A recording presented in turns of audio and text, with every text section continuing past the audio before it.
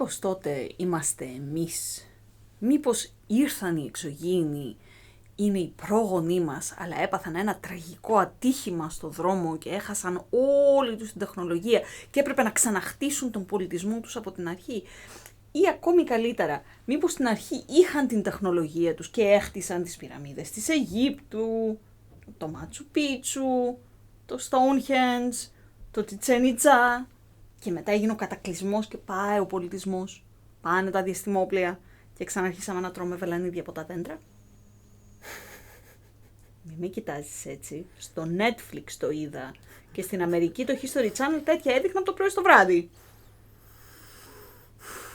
Όχι. Όχι.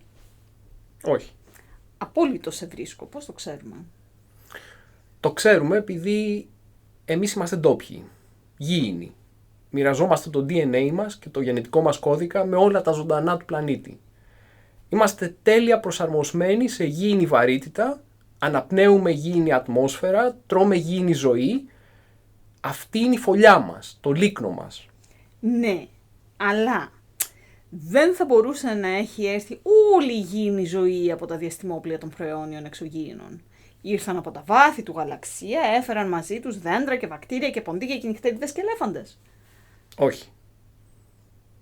Όλοι οι κρίκοι της εξελικτικής αλυσίδας που οδήγησαν σε εμάς δεν εμφανίστηκαν ταυτόχρονα.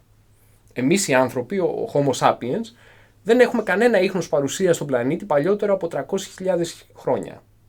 Και όμως είμαστε γενετικά συγγενείς με κάθε είδος ζωής στον πλανήτη, ακόμη και με εκείνα που φαίνεται να εμφανίστηκαν πριν εκατοντάδες εκατομμύρια χρόνια.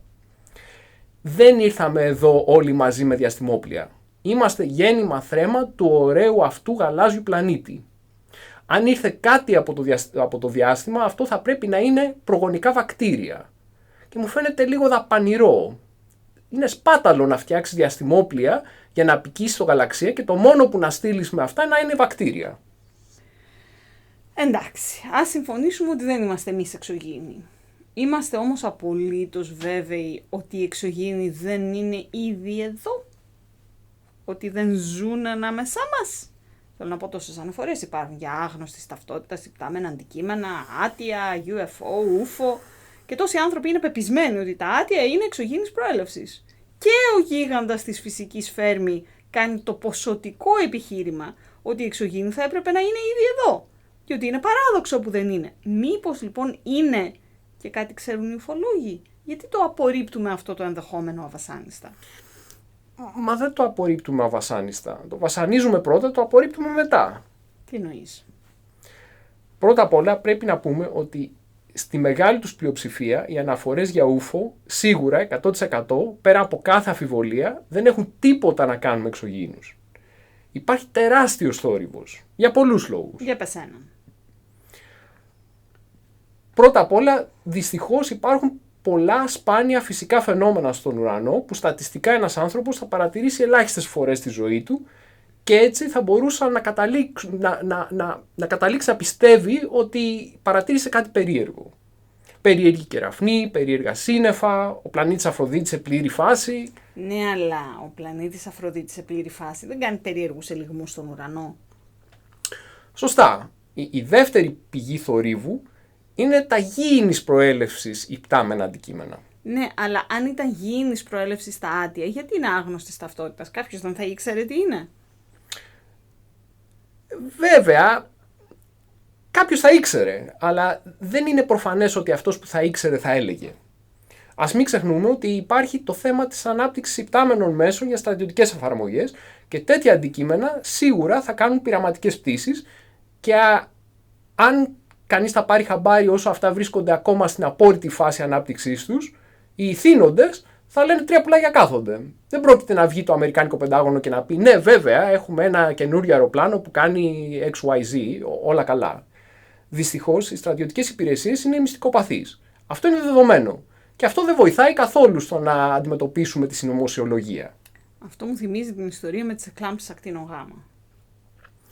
Ακριβώς. Οι εκλάμψεις ακτίνων γάμα ανακαλύφθηκαν από στρατιωτικούς δορυφόρους το 1963. Δορυφόρους που είχαν βάλει οι Αμερικάνοι σε τροχιά για να παρακολουθούν αν οι Σοβιετικοί έκαναν πυρηνικές δοκιμές. Τους πήρε 10 χρόνια μέχρι να δημοσιεύσουν τα δεδομένα, αφού τα ανέλυσαν με την ησυχία τους για μια δεκαετία, για να είναι σίγουροι ότι δεν είναι γήινης προέλευσης. Και δεν είναι μόνο ότι οι στρατιωτικοί σιωπούν για τα δικά τους υπτάμενα αντικείμενα που η θέασή τους καταγράφεται ως άτια. Σιωπούν και για τα άτια για τα οποία ξέρουν ότι, ας πούμε, είναι κάποιο φυσικό φαινόμενο ή κάποιο αεροπλάνο άλλης χώρας, συμμαχική σημεία. Αλλά δεν θέλουν να αποκαλύψουν πόσο προχωρημένα είναι τα συστήματα παρακολούθησης που έχουν και τους επιτρέπουν να ξέρουν τι ήταν αυτά τα άτια που δεν είναι δικά τους. Το ότι οι στρατιωτικοί αξιωματούχοι όλων των χωρών λένε πολύ λιγότερα από όσα ξέρουν είναι δεδομένο.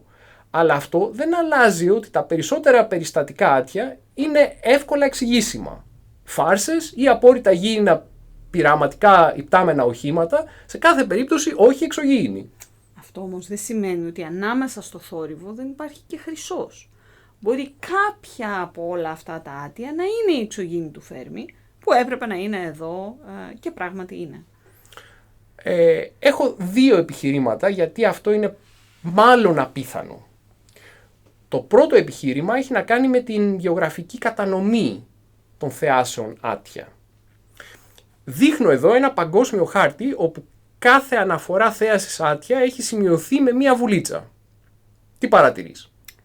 Ότι οι εξωγήινοι πετάνε κυρίως πάνω από τη ΣΥΠΑ και τη Μεγάλη Βρετανία. Ακριβώς. Τα άτια είναι ένα πολιτισμικό φαινόμενο. Τα αναφέρουν εκεί που είναι της μόδας και τα ψάχνουν. Αυτό από μόνο του σου λέει ότι οι περισσότερες αναφορές είναι μη αξιόπιστες. Και έχω και ακόμη ένα επιχείρημα. Για πες. Αυτή τη στιγμή όλοι έχουμε στα χέρια μας από ένα κινητό με κάμερες υψηλής ανάλυσης. Πολίτες λαμβάνουν υπτάμενα αντικείμενα γνωστής ταυτότητας, όπως για παράδειγμα αυτό εδώ το μαχητικό stealth, με πολύ μεγάλη ευκρίνεια και λεπτομέρεια. Όμως δεν έχουμε δει φωτογραφία εξωγήινων αεροσκαφών αντίστοιχης ανάλυσης. Οι φωτογραφίες των άτια παραμένουν τελίτσες, βουλίτσες ή μουτζούρες, παρά την ασύλληπτη βελτίωση των μέσω οπτικοακουστικής καταγραφής που έχει στα χέρια του ανα πάσα στιγμή ο κάθε άνθρωπος. Πραγματικά αυτό είναι λίγο απογοητευτικό. Ακόμη και έτσι όμως, επειδή η ερώτηση είναι τόσο πολύ σημαντική, η επιστημονική κοινότητα το ψάχνει όσο καλύτερα μπορεί. Μήπως και ανάμεσα στο θόρυβο υπάρχει κάτι, οτιδήποτε που θα μπορούσε να είναι σχετικό με επισκέψεις εξωγήινων πολιτισμών. Πώς δηλαδή το ψάχνει όσο καλύτερα μπορεί? Η πιο πρόσφατη εξέλιξη είναι η Διεπιστημονική Επιτροπή που σχημάτισε η NASA με επικεφαλής τον γνωστό αστροφυσικό και κοσμολόγο David Spergel από το Princeton και μέλη που περιλαμβάνουν αστρονόμους, πλανητολόγους, βιολόγους, πιλότους, αεροδιαστημικούς μηχανικούς και άλλες ειδικότητες, ώστε να μελετήσουν διεξοδικά όλες τις περιπτώσεις άτια που τώρα πια τις λέμε μη αναγνωρισμένα ανώμαλα φαινόμενα, μήπως και βρουν κάτι ενδιαφέρον εκεί. Οπότε ακόμη και αν οι πιθανότητες να είναι ήδη εδώ οι εξωγήινοι είναι απειροελάχιστες, το σίγουρο είναι ότι δεν καταθέτουμε τα όπλα, αλλά τους ψάχνουμε με κάθε δυνατό τρόπο. Ναι, τώρα που το συζητάμε με έχει πιάσει και εμένα η απογοήτευση, γιατί σκέφτομαι. Αν ήταν ήδη εδώ, γιατί δεν είμαστε όλοι εχμάλωτοι να σκάβουμε για δηλήθιο στα ορυχεία των Ρωμιλιανών? Τι θες να πεις? Εδώ στην Κύπρο, όποτε είχαμε συναντήσεις πολιτισμών, το περιστατικό δεν ήταν και ό,τι καλύτερο για τον λιγότερο προηγμένο από τους δύο. Και αν σε αυτή τη φάση εξωγήινη ήταν κιόλας εδώ, νομίζω ότι θα ήταν ασφαλές να υποθέσουμε ότι ο λιγότερο προηγμένος από τους δύο πολιτισμούς θα ήταν ο δικός μας. Ακριβώς όπως τα λες είναι, ναι. Και τότε λοιπόν η εξωγήινη του Φέρμη πού είναι? Δεν γνωρίζουμε. Περίμενε όμως. Στην αρχή της διατύπωσης του παραδόξου του Φέρμη κάναμε μια υπόθεση που δεν είναι καθόλου προφανής. Υποθέσαμε ότι η ζωή είναι κοινή στο σύμπαν και έτσι δεν μπορεί, όλο και κάπου θα αναπτύχθηκε πριν δισεκατομμύρια χρόνια ζωή με νοημοσύνη και τεχνολογία. Είναι όμως τόσο προφανές ότι αυτό είναι αλήθεια? Δεν είναι καθόλου προφανές. Το πρόβλημα είναι ότι δεν έχουμε βρει πολλούς πλανήτες με ζωή. Πολύ περισσότερο με τεχνολογία και προηγμένο πολιτισμό για να κάνουμε στατιστική και να μελετήσουμε πόσο κοινές είναι η ζωή και η νοημοσύνη στο σύμπαν. Έχουμε μονάχα αυτόν τον ένα πλανήτη, τη Γη. Και τι κάνουμε λοιπόν, τεράστια λογικά άλματα για να καλύψουμε την άγνοιά μας? Δεν ξέρουμε αν η ζωή είναι κοινή και επομένως υποθέτουμε πως είναι? Όχι ακριβώς. Κάνουμε δύο πράγματα για να αντιμετωπίσουμε την άγνοιά μας. Πείραμα και θεωρία. Όταν λέω πείραμα, εννοώ ότι αναζητούμε τους εξωγήινους. Τους αναζητούμε σε κάθε πλανήτη και φεγγάρι που εξερευνούμε. Τους αναζητούμε προσπαθώντας να μετρήσουμε κάποιο στοιχείο στην ατμόσφαιρα πλανητών γύρω από άλλα άστρα που να μαρτυρά την ύπαρξη ζωής εκεί. Τους αναζητούμε προσπαθώντας να ακούσουμε τις ηλεκτρομαγνητικές εκπομπές τους στο διάστημα. Αναζητούμε περαστική τεχνολογία στο δικό μας ηλιακό σύστημα. Και ναι, διερευνούμε εξονυχιστικά τις αναφορές για UFO, μήπως και κάπου μέσα σε όλο αυτόν το θόρυβο και τη συνωμοσιολογία και τις θεάσεις της Αφροδίτης και διαφόρων πειραματικών αεροσκαφών υπάρχει και κάτι πραγματικά ενδιαφέρον που δεν θέλουμε να χάσουμε. Τους ψάχνουμε λοιπόν. Και βέβαια τους ψάχνουμε. Και αυτό κάνει το παράδοξο του Φέρμι τόσο ενοχλητικό. Τους ψάχνουμε με κάθε τρόπο που μπορούμε να σκεφτούμε. Και δεν τους βρίσκουμε. Δεν είναι ακόμη εδώ. Και το δεύτερο πράγμα που κάνουμε, η θεωρία. Από την πλευρά της θεωρίας, ποσοτικοποιούμε την άγνοιά μας για την ύπαρξη ζωής σε άλλους πλανήτες, χρησιμοποιώντας πιθανότητες για κάθε παράγοντα που την επηρεάζει. Πόσο πιθανό είναι ένα αστέρι να έχει πλανήτες?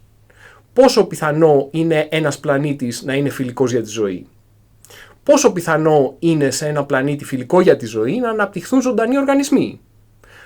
Πόσο πιθανό είναι οι ζωντανοί οργανισμοί να αναπτύξουν νοημοσύνη και τεχνολογία? Και έπειτα προσπαθούμε να εφεύρουμε τρόπους ώστε να μετρήσουμε τις πιθανότητες αυτές. Αυτό είναι το δεύτερο μονοπάτι προς την επίλυση του παράδοξου του Φέρμι. Το θεωρητικό. Και είναι ένας δρόμος που θα ακολουθήσουμε στη συνέχεια αυτού του μαθήματος.